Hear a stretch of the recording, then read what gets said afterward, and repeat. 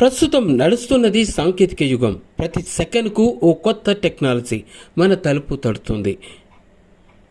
ముఖ్యంగా స్మార్ట్ ఫోన్ల విప్లవం నడుస్తుంది. అరచేతిలో వైకుంఠంలా మొబైల్ ఫోన్లోనే ప్రపంచం ఉంటుంది.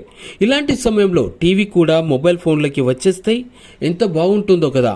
ప్రస్తుతం ఇదే పనిలో ఉన్నాయి కొన్ని స్మార్ట్ ఫోన్ తయారీ సంస్థలు. అయితే మన మొబైల్లో టీవీ చూడాలంటే మొబైల్ డేటా అయినా ఉండాలి, లేదంటే వైఫై కనెక్షన్ అయినా ఉండాలి.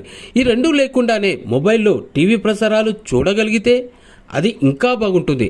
సో ఆ రోజు కూడా అతి దగ్గరలోనే రానుంది. అవును, మీరు వింటున్నది అక్షరాల నిజం. ఈ తరహా మొబైల్స్ను తీసుకొచ్చేందుకు 2 మొబైల్ తయారీ కంపెనీలు సిద్ధమవుతున్నాయి.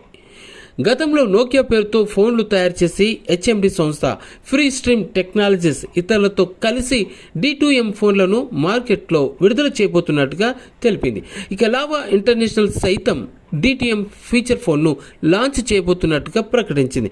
ఇక world audio visual and entertainment సమ్మిట్లో 2025 ఈవెంట్ సమయంలో ఈ 2 కంపెనీలు ప్రకటన చేసిన విషయం అందరికీ తెలిసిందే. సరే, ఈ DTM సేవలను అందించడానికి హెచ్ఎండి సంస్థ free stream technologies, Tejas networks, సింక్లేర్తో కలిసి మొబైల్ ఫోన్ను రూపొందించింది.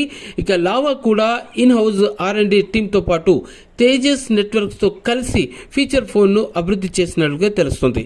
ఇక మీడియాటెక్ MT6261 ప్రాసెసర్తో సాంఖ్య రూపొందించిన SL3000 చిప్తో ఈ మొబైల్ పనిచేస్తుందట.